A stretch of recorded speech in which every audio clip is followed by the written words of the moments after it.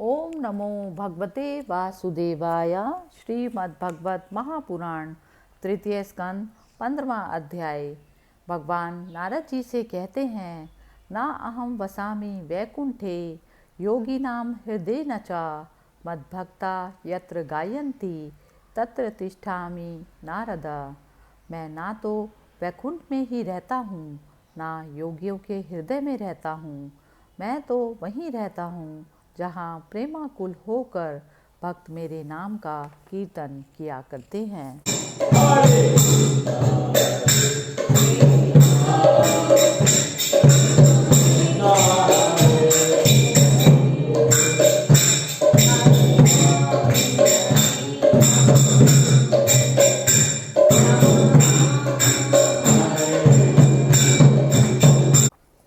जय विजय को सनकादि का शाप।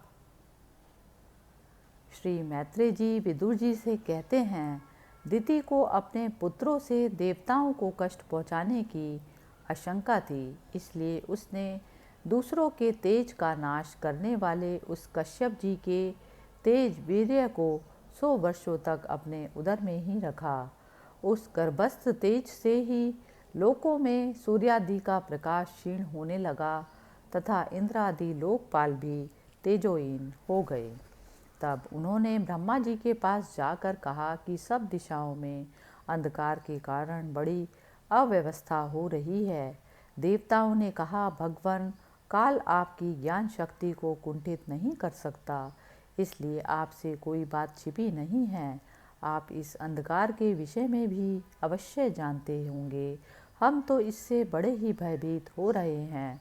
देवादिदेव, आप जगत के रचयिता और समस्त लोकपालों के मुकुटमणि हैं। आप छोटे बड़े सभी जीवों का भाव जानते हैं। देव, आप विज्ञान बल संपन्न हैं। आपने माया से ही यह चतुर्मुख रूप और रजोगुण स्वीकार किया है। आपकी उत्पत्ति के वास्तविक कारण को कोई नहीं जान सकता। हम आपको नमस्कार करते हैं। आप में संपूर्ण भुवन स्थित हैं।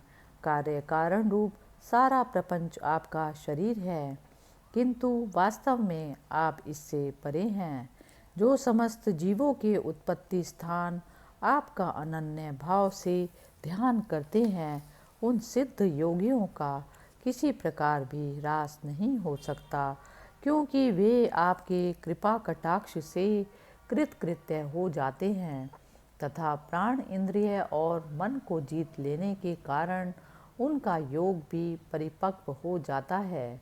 रस्सी से बंधे हुए बैलों की भांति आपकी वेद वाणी से जकड़ी हुई सारी प्रजा आपकी अधीनता में नियम पूर्वक कर्मानुष्ठान करके आपको बलि समर्पित करती है।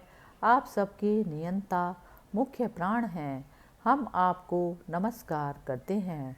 भूमन, इस अंधकार के कारण दिन रात का विभाग अस्पष्ट हो जाने के कारण लोगों के सारे कर्म लुप्त होते जा रहे हैं, जिससे वे दुखी हो रहे हैं। उनका कल्याण कीजिए और हम शरणागतों की ओर अपनी अपार दया दृष्टि से निहारिए। देव, आग जिस प्रकार ईंधन में पड़कर बढ़ती जाती है, उसी प्रकार कश्यप जी के वीर्य से स्थापित हुआ यह दिति का गर्भ सारी दिशाओं को अंधकारमय करता हुआ क्रमशः बढ़ रहा है।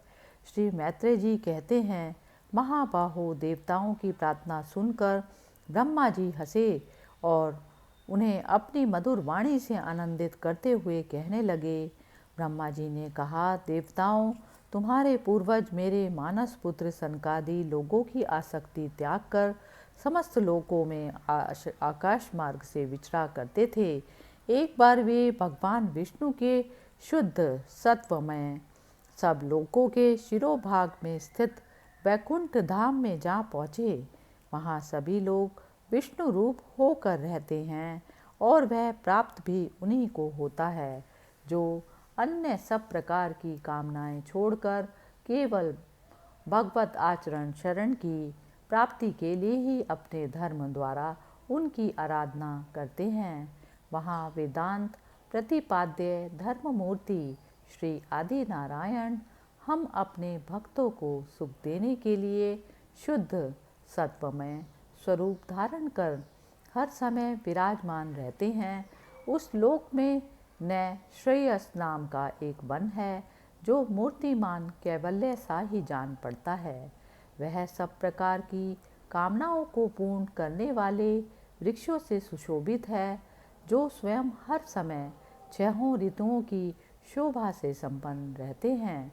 वहाँ विमानचारी गंधर्वगण अपनी प्रियाओं के सहित अपने पुत्र की पवित्र लीलाओं का गान करते रहते हैं, जो लोगों की संपूर्ण पाप राशि को भस्म कर देने वाली है। उस समय सरोवरों से खिली हुई मकरंदपूर्ण वासंतिक माधवी लता की सुमधुर गंध उनके चित्त को अपनी ओर आकर्षित करती है, परंतु वे उसकी ओर ध्यान नहीं देते, वरन उस गंध को उड़ाकर लाने वाले वायु को ही बुरा भला कहते हैं। जिस समय भ्रमरराज ऊंचे स्वर से गुंजार करते हुए मानो हरि कथा का गान करते हैं, उस समय थोड़ी देर के लिए कबूतर, कोयल, सारस, चकवे, पपीहे, हंस, तोते, तीतर और मोरों का कोलाहल बंद हो जाता है, मानो वे भी उस कीर्तन आनंद में बेसुध हो जाते हैं। श्री हरि तुलसी से अपने श्री विग्रह को सजाते हैं और तुलसी की गंध का ही अधिक आदर करते हैं। यह देखकर वहाँ के मंदार, कुंद, कुर्बक, तिलक वृक्ष, उत्पल, रात्रि में खिलने वाले कमल, चंपक, अर्ण, पुन्नाग, नागकेसर, बकुल, अम्बुज और परिजात आदि पुष्प सुगंध युक्त होने के कारण भी तुलसी का सा ही तप अधिक मानते हैं। वह लोक वैदुर्य, मरकतमणि और सुवर्ण के विमानों से भरा है। ये सब किसी कर्म फल से नहीं, बल्कि एकमात्र श्री हरि के पाद पद्मों की वंदना करने से ही प्राप्त होते हैं। उन विमानों पर चढ़े हुए कृष्ण प्राण भगवत भक्तों के चित्तों में बड़े बड़े नितंबों वाली सुमुखी सुंदरियां भी अपनी मंद मुस्कान एवं मनोहर रास परिहास से काम विकार नहीं उत्पन्न कर सकती। परम सौंदर्यशालिनी लक्ष्मी जी, जिनको कृपा प्राप्त करने के लिए देवगण भी यत्नशील रहते हैं, श्री हरि के भवन में चंचलता रूप दोष को त्याग कर रहती हैं। जिस समय अपने चरण कमलों के नुपुरों की झनकार करती हुई वे अपना लीला कमल घुमाती हैं, उस समय उस कनक भवन की स्फटिकमय दीवारों में उनका प्रतिबिंब पड़ने से ऐसा जान पड़ता है मानो वे उन्हें बुहार रही हों। प्यारे देवताओं, जिस समय दासियों को साथ लिए वे अपने क्रीड़ा वन में तुलसी दल द्वारा भगवान का पूजन करती हैं, तब वहाँ के निर्मल जल से भरे हुए सरोवरों में, जिनमें मूंगे के घाट बने हुए हैं, अपना सुंदर अलकावली और उन्नत नासिका से सुशोभित मुखारविंद देखकर यह भगवान का चुंबन किया हुआ है, यो जानकर उसे बड़ा सौभाग्यशाली समझती हैं।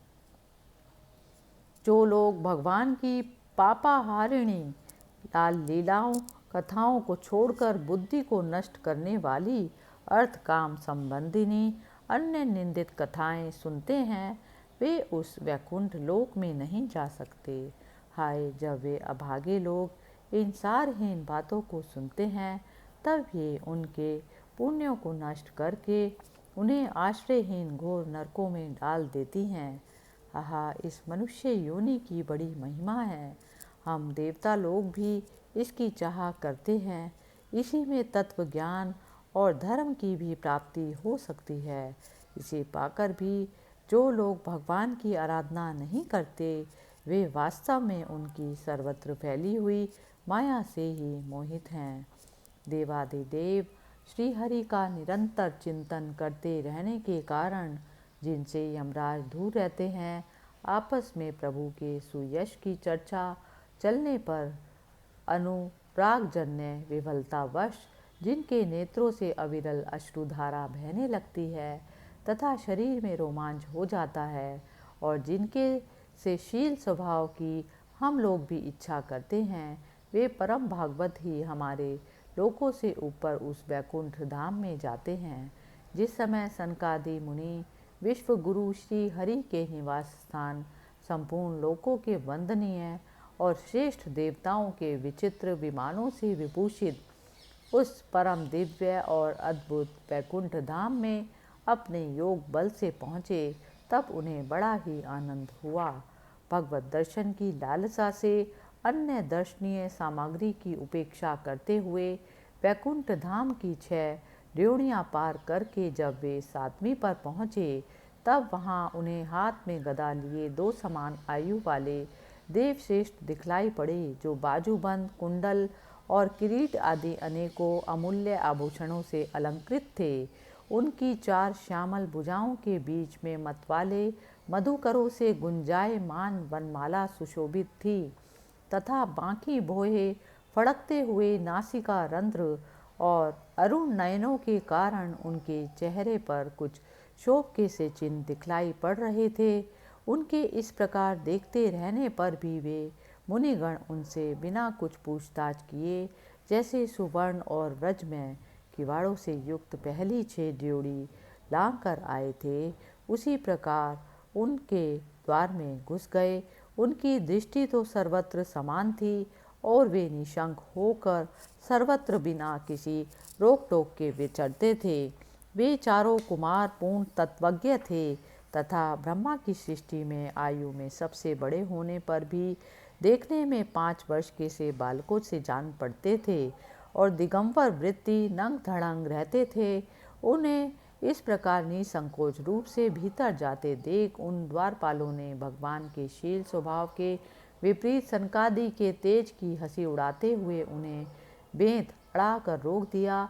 यद्यपि वे ऐसे दुर्व्यवहार की योग्य नहीं थे। जब उन द्वारपालों ने वैकुंठवासी देवताओं के सामने पूजा के सर्वश्रेष्ठ पात्र उन कुमारों को इस प्रकार रोका, तब अपने प्रियतम प्रभु के दर्शनों में विघ्न पड़ने के कारण उनके नेत्र सहसा कुछ कुछ क्रोध से लाल हो उठे और वे इस प्रकार कहने लगे। मुनियों ने कहा, अरे द्वारपालों, जो लोग भगवान की महती सेवा के प्रभाव से इस लोक को प्राप्त होकर यहाँ निवास करते हैं, वे तो भगवान के समान ही समदर्शी होते हैं। तुम दोनों भी उन्हीं में से हो, किंतु तुम्हारे स्वभाव में यह विषमता क्यों है? भगवान तो परम शांत स्वभाव हैं, उनका किसी से विरोध नहीं। फिर यहाँ ऐसा कौन है जिस पर शंका की जा सके? तुम स्वयं कपटी हो, इसी से अपने ही समान दूसरों पर शंका करते हो। भगवान के उदर में यह सारा ब्रह्मांड स्थित है, इसलिए यहाँ रहने वाले ज्ञानी जन सर्वात्मा श्री हरि से अपना कोई भेद नहीं रखते, बल्कि महाकाश में घटाकाश की भांति उनमें अपना अंतर्भाव देखते हैं। तुम तो देव रूपधारी हो, फिर भी तुम्हें ऐसा क्या दिखाई देता है जिससे तुमने भगवान के साथ कुछ भेदभाव के कारण होने वाले भय की कल्पना कर ली? तुम हो तो इन भगवान वैकुंठनाथ के पार्षद, किंतु तुम्हारी बुद्धि बहुत मंद है। अतएव तुम्हारा कल्याण करने के लिए हम तुम्हारे अपराध के योग्य दंड का विचार करते हैं। तुम अपनी भेद बुद्धि के दोष से इस वैकुंठ लोक से निकालकर उन पापमय योनियों में जाओ जहाँ काम क्रोध लोभ प्राणियों के ये 3 शत्रु निवास करते हैं। सनकादि के ये कठोर वचन सुनकर और ब्राह्मणों के श्राप को किसी भी प्रकार से शस्त्र समूह से निवारण होने योग्य ना जानकर श्रीहरि के वे दोनों पार्षद अत्यंत दीन भाव से उनके चरण पकड़कर पृथ्वी पर लौट आए। वे जानते थे कि उनके स्वामी श्रीहरि भी ब्राह्मणों से बहुत डरते हैं। फिर उन्होंने अत्यंत आतुर होकर कहा, भगवान, हम आपके अवश्य अपराधी हैं, अतः आपने हमें जो दंड दिया है वह उचित ही है और वह हमें मिलना ही चाहिए। हमने भगवान का अभिप्राय ना समझकर उनकी आज्ञा का उल्लंघन किया है। इससे हमें जो पाप लगा है वह आपके दिए हुए दंड से सर्वथा धुल जाएगा, किंतु हमारी इस दुर्दशा का विचार करके यदि करुणावश आपको थोड़ा सा भी अनुताप हो तो ऐसी कृपा कीजिए कि जिससे उन अधमाधम योनियों में जाने पर भी हमें भगवत स्मृति को नष्ट करने वाला मोह ना प्राप्त हो। इधर जब साधुजनों के हृदय धन भगवान कमलनाभ को मालूम हुआ कि मेरे द्वारपालों ने सनकादि साधुओं का अनादर किया, तब वे लक्ष्मीपति के सहित अपने उन्हीं श्री चरणों से चलकर ही वहाँ पहुँचे। उन्हें परमहंस मुनिजन भी ढूंढते रहते हैं, सहज में पाते नहीं। सनकादि ने देखा कि उनकी समाधि के विषय में श्री वैकुंठनाथ के स्वयं उनके नेत्र गोचर होकर पधारे हैं। उनके साथ साथ पार्षदगण छत्र चामर आदि लिए चल रहे हैं और प्रभु के दोनों ओर राजहंस के पंखों के समान दो श्वेत चंवर डुलाए जा रहे हैं। उनकी शीतल वायु से उनके श्वेत छत्र में लगी हुई मोतियों की झालर हिलती डुलती हुई ऐसी शोभा दे रही है मानो चंद्रमा की किरणों से अमृत की बूंदें झर रही हों। प्रभु समस्त सद्गुणों के आश्रय हैं। उनकी सौम्य मुख मुद्रा को देखकर जान पड़ता था मानो वे सभी भी अनवरत कृपा सुधो की वर्षा कर रहे हैं। अपनी स्नेहमयी चितवन से वे भक्तों का हृदय स्पर्श कर रहे थे तथा उनके सुविशाल श्याम वक्षस्थल पर स्वर्ण रेखा के रूप में जो साक्षात लक्ष्मी विराजमान थी, उनसे मानो वे समस्त दिव्य लोकों के चूड़ामणि वैकुंठ धाम को सुशोभित कर रहे थे। उनके पीताम्बर मंडित विशाल नितंबों पर झिलमिलाती हुई करधनी और गले में भ्रमरों से मुखरित वनमाला विराजमान हो रही थी तथा वे कलाइयों में सुंदर कंगन पहने अपना एक हाथ गरुड़ जी के कंधे पर रख दूसरे से कमल का पुष्प घुमा रहे थे। उनके अमोल कपोल बिजली की प्रभा को भी लजाने वाले मकराकृति कुंडलों की शोभा बढ़ा रहे थे। उभरी हुई सुघड़ नासिका थी, बड़ा ही सुंदर मुख था, सिर पर मणिमय मुकुट विराजमान था तथा चारों भुजाओं के बीच महामूल्यवान मनोहर हार की और गले में कौस्तुभ मणि की अपूर्व शोभा थी। भगवान का श्री विग्रह बड़ा ही सौंदर्यशाली था। उसे देखकर भक्तों के मन में ऐसा वितर्क होता था, इसके सामने लक्ष्मी जी का सौंदर्य अभिमान भी गलित हो गया। ब्रह्मा जी कहते हैं, देवताओं, इस प्रकार मेरे महादेव जी के और तुम्हारे लिए परम सुंदर विग्रह धारण करने वाले श्री हरि को देखकर सनकादि मुनीश्वरों ने उन्हें सिर झुकाकर प्रणाम किया। उस समय उनकी अद्भुत छवि को निहारते निहारते उनके नेत्र तृप्त नहीं होते थे। सनकादि मुनीश्वर निरंतर ब्रह्मानंद में निमग्न रहा करते थे, किंतु जिस समय भगवान कमल नयन के चरणारविंद करंद से मिली हुई तुलसी मंजरी के गंध से सुवासित वायु ने नासिका रंध्रों के द्वारा उनके अंतःकरण में प्रवेश किया, उस समय वे अपने शरीर को संभाल ना सके और उस दिव्य गंध ने उनके मन में भी खलबली पैदा कर दी। भगवान का मुख नील के समान ही था।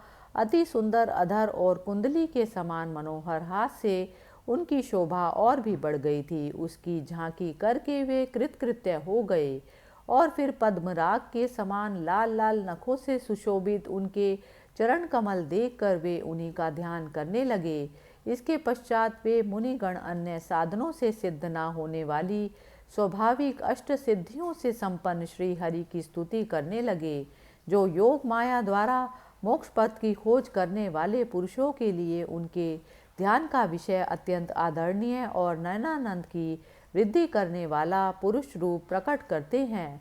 सनकादि मुनियों ने कहा, अनंत, यद्यपि आप अंतर्यामी रूप से दुष्ट चित्त पुरुषों के हृदय में भी स्थित रहते हैं, तथापि उनकी दृष्टि से ओझल ही रहते हैं, किंतु आज हमारे नेत्रों के सामने तो आप साक्षात विराजमान हैं।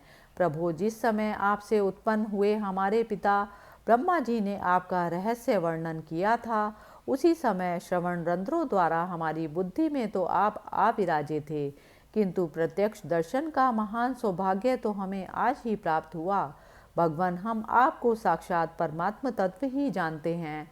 इस समय आप अपने विशुद्ध सत्वमय विग्रह से अपने इन भक्तों को आनंदित कर रहे हैं। आपकी इस सगुण साकार मूर्ति को राग और अहंकार से मुक्त मुनिजन आपकी कृपा दृष्टि से प्राप्त हुए सुदृढ़ भक्ति योग के द्वारा अपने हृदय में उपलब्ध करते हैं। प्रभु, आपका सुयश अत्यंत कीर्तनीय और सांसारिक दुखों की निवृत्ति करने वाला है। आपके चरणों की शरण में रहने वाले जो महाभाग आपकी कथाओं से के रसिक हैं, वे आपके आत्यंतिक प्रसाद मोक्ष पथ को भी कुछ अधिक नहीं गिनते। फिर जिन्हें आपका जरा सी टेढ़ी मोह भी भयभीत कर देती है। उन इंद्रपद आदि अन्य भोगों के विषय में तो कहना ही क्या है।